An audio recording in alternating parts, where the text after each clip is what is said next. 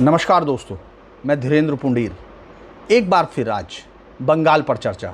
हालांकि आज कल हम लोगों ने बंगाल पर चर्चा इस तरह नहीं की थी, लेकिन आज एक बार फिर, क्योंकि अब ये लड़ाई फिर वापस उसी एरेना में चली गई है जहां ये लग रहा था कि अभी केंद्र जो कोरोना से निपटने में लगा हुआ है, बंगाल की हार के सदमे में है, और जिसने शायद लाखों उन लोगों को छोड़ दिया अकेला जो वहां बंगाल में इस वक्त ममता बनर्जी के जीत के बाद के जो हिंसात्मक प्रदर्शन हैं, जो उनके समर्थक जिस तरह से गुंडागर्दी करते हुए और पूरे डेमोक्रेसी को सबोटाज कर रहे हैं, उसके सामने उनकी कोई फिक्र करने वाला शायद नहीं बचा।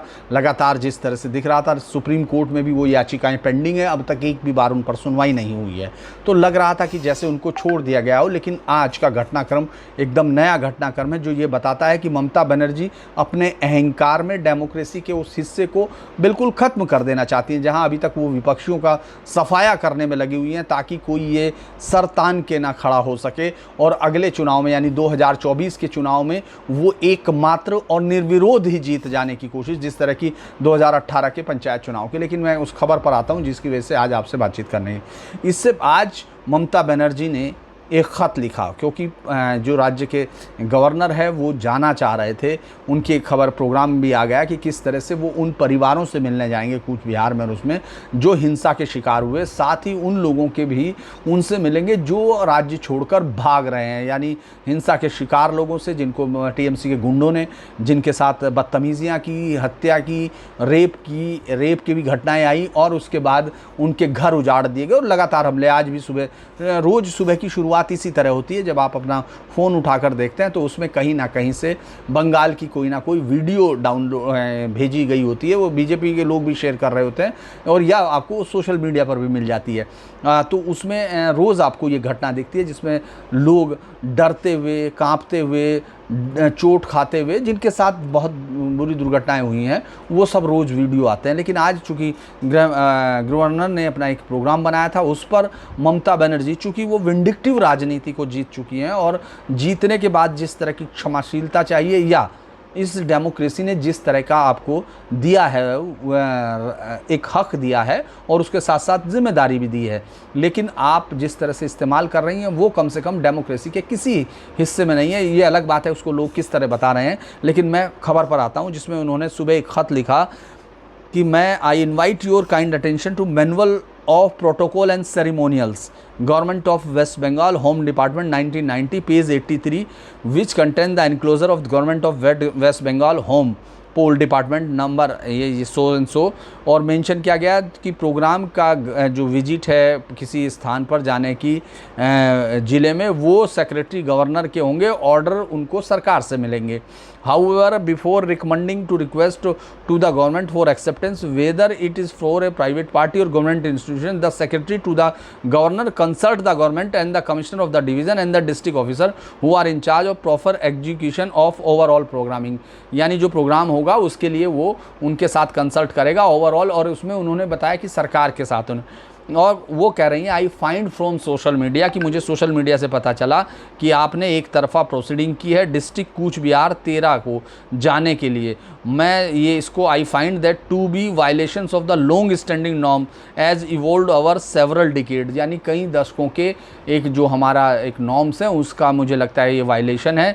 आई therefore would expect that you will kindly follow the well established norm protocol as stated above and desist from abrupt decision with regard to field visit. यानी सीधे तौर पर उन्होंने कहा कि आप फील्ड विजिट नहीं कर सकते हैं, आपको नहीं जाना चाहिए, आप प्रोटोकॉल मत तोड़िए। वो गवर्नर किससे मिलना चाहते हैं? उन लोगों से जो बंगाल के निवासी हैं, जिन पर ममता बनर्जी या टीएमसी के गुंडों का कहर टूट रहा है।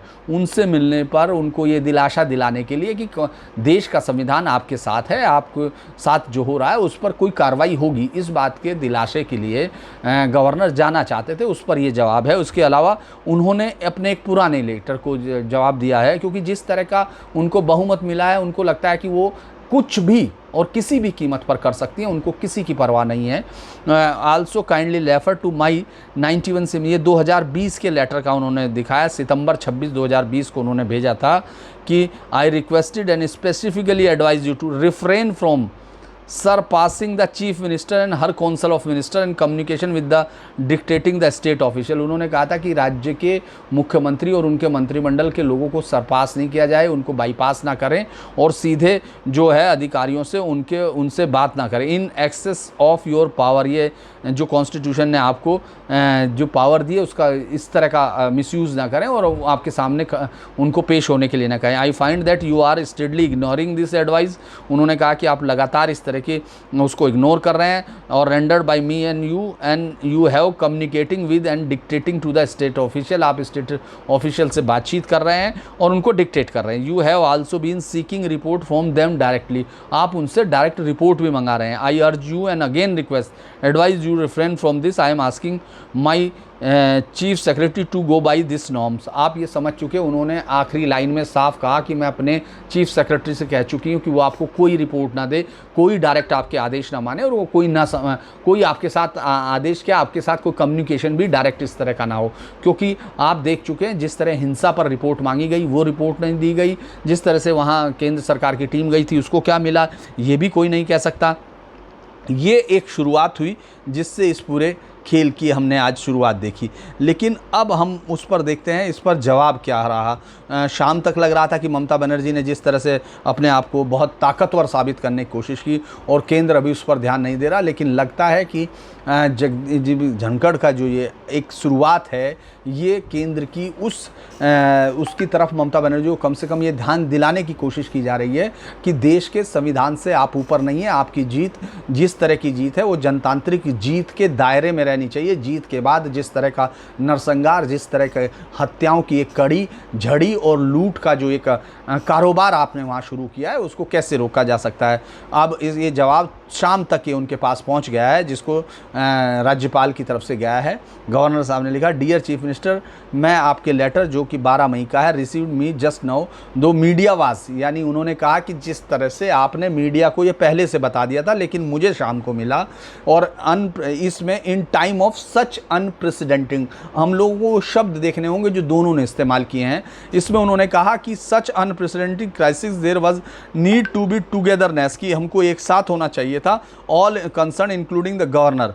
It was no time for optics or playing to gallery, यानी इस तरह से आप जो बाहर इस तरह से जो खेलने की कोशिश कर रही हैं गलियों में, when we are in the midst of unprecedented post poll retributive violence, यानी पोस्ट पोल की जो हिंसा हुई है अनप्रेसिडेंटेड है, इससे पहले इस तरह का कोई दृष्टांत नहीं आता है, इसीलिए इस पर हमको साथ होना चाहिए था।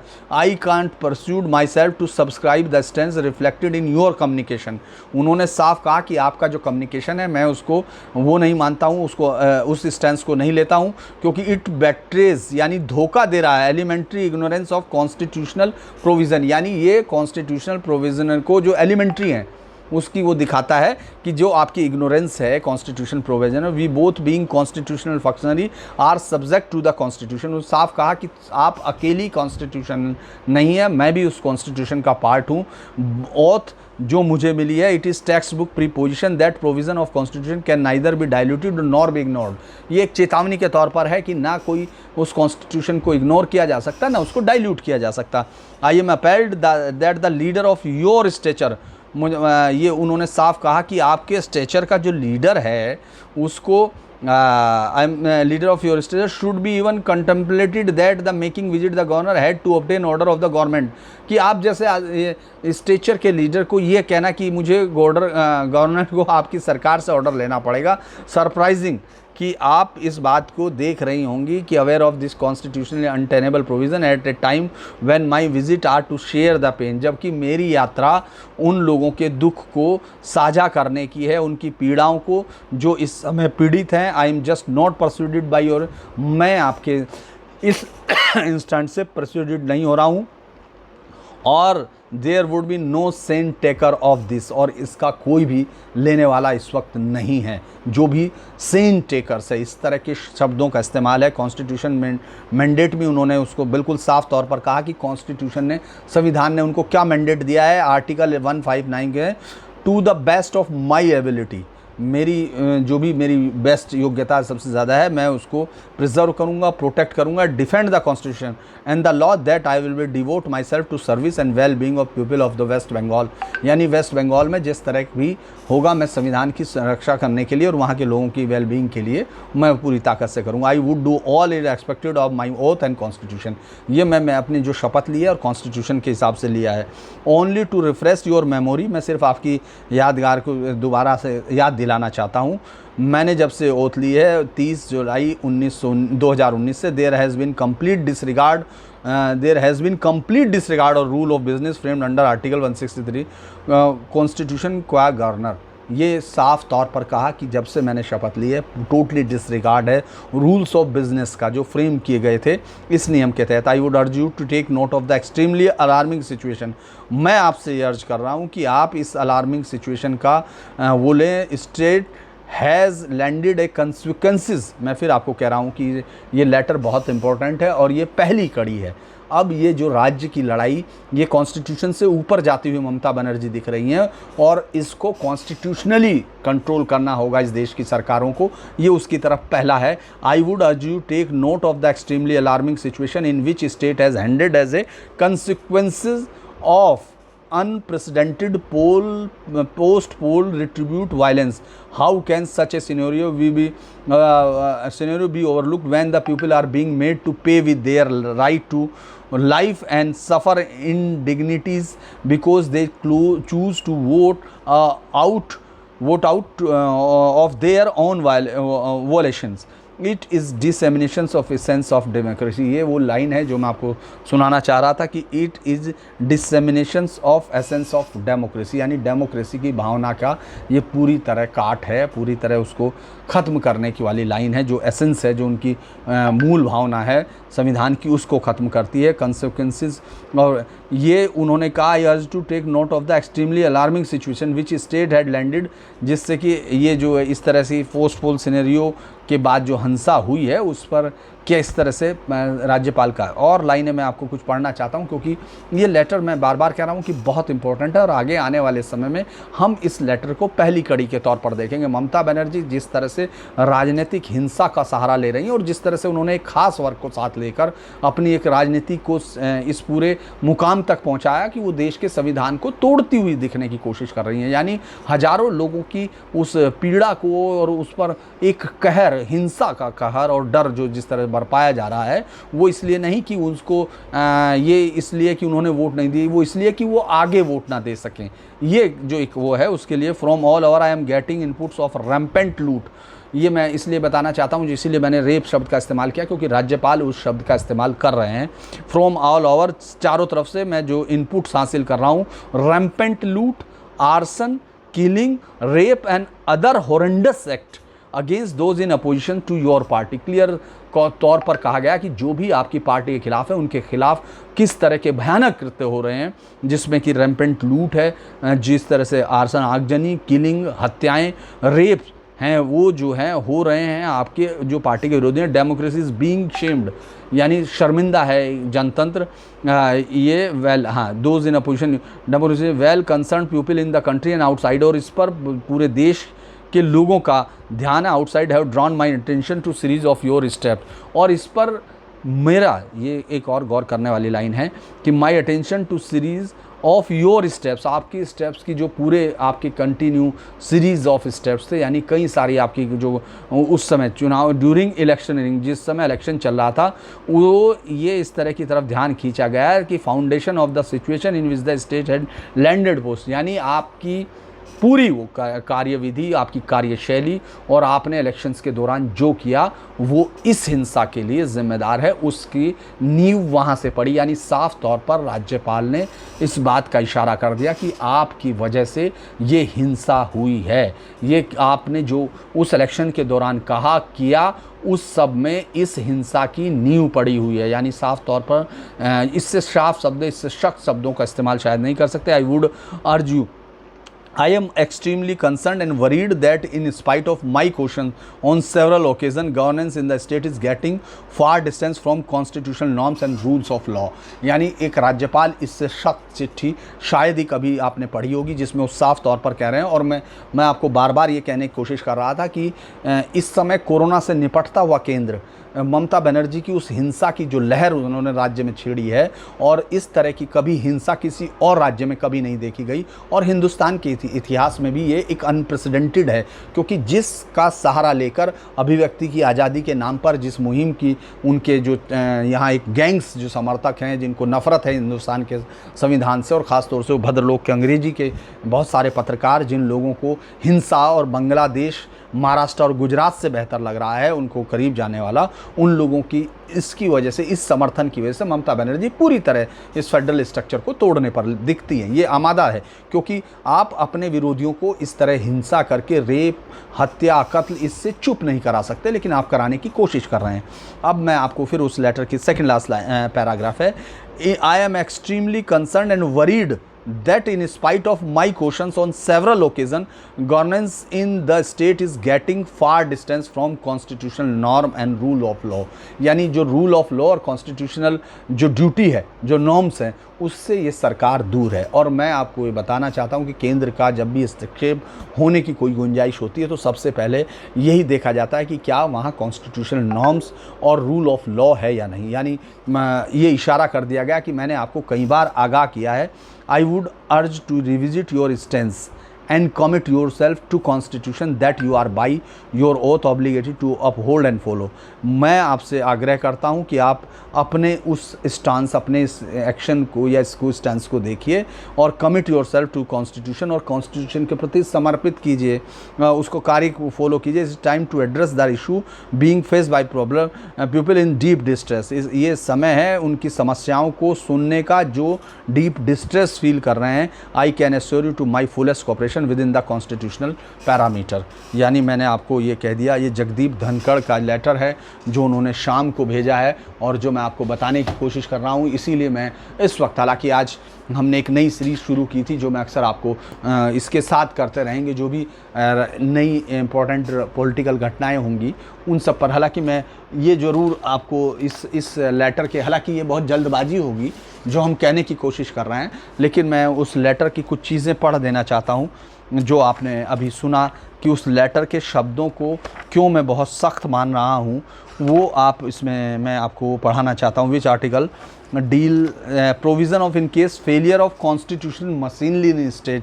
आर्टिकल 356 है, if the president on receipt or report from the governor, यानी गवर्नर की रिपोर्ट पर जो प्रेसिडेंट को मिलती है, of a state or otherwise is satisfied that a situation has arisen in which the government of the state can not be carried on in accordance with the provision of this constitution, the president may be proclamations assume to himself of any functions of the government, ये provided that nothing in the clause shall authorize the president to assume to himself any of power vested or exercisable by a high court or to suspend in whole in part of the operations of any provision of this constitution relating to high court। मैं सिर्फ आपको ये बताना चाह रहा था कि किस तरह से ये आर्टिकल एप्लीकेबल हो सकता है, उसमें ये लेटर कितना अहम हो सकता है। और राज्य सरकार को, मुझे लगता है ममता बनर्जी को, जिस तरह की बदले की राजनीति वो वहाँ कर रही है, और एक घमंड, एक अहंकार की राजनीति जिसमें कि उन्होंने पहले क्षेत्रीयता का बीज बोया, उसके बाद उस क्षेत्रीयता को राष्ट्रीयता से दूर दिखाने की कोशिश की। और ये अलग बात है कि उनके पास 30% मुस्लिम वोटरों का एक ऐसा ग्रुप था जिसको उन्होंने कुछ इमामों और उनके सहारे साधा हुआ है, जिसने कांग्रेस या वाम मोर्चे को अलग करके इस पूरी ताकत के साथ एक पूरी उस ढांचे को, कई बार हम लोग उस प्रयोग को देख चुके हैं और ख़ासतौर से बंगाल उसको देख चुका है। बाकी तमाम राज्यों में तो वो उस तरह से नहीं हुआ कि कभी अपने विरोधियों के सफाई की इस तरह से कोशिश की गई हो। एक और आर्टिकल 355 जिसकी शुरुआत होती है, duty of union to protect states against external aggression and internal disturbance, इससे वो शुरू होता है, आर्टिकल 356 तक जाता है। हालांकि ये बहुत दूर की कोड़ी है और बहुत सारे लोग उसको, अभी मुझे लगता है कि इस बात पर सोचना भी मुश्किल है कि कोई वहाँ इस तरह से राष्ट्रपति शासन या उस तरह की बात कोई सरकार कर सकती है, क्योंकि वो अभी चुनी गई और भारी बहुमत से चुन के आई हुई सरकार है। लेकिन जिस तरह से वहाँ फेलियर्स है उसको हम लोग when once the constitution make the provision sovereign and give them plenary power to make any law for the peace. ये primarily this provision make the state protectorate of the central government. This is however against the basic principle of the federalism as explain. Doctor Ambedkar ने इसमें कहा, इसके बारे में कहा गया है कि है इसका है क्या. When it shall be duty of the union to protect every state against external aggression and internal disturbance and to ensure that the government of every state is carried on in accordance with the provision of the constitution. In accordance with the provision. और आपने वो शब्द सुने जो उन्होंने इस्तेमाल किए हैं. मुझे लगता है कि ये एक शुरुआत है जो अभी हम लोगों को इस राज्य में बहुत कुछ देखना होगा, क्योंकि इस राज्य ने जिस तरह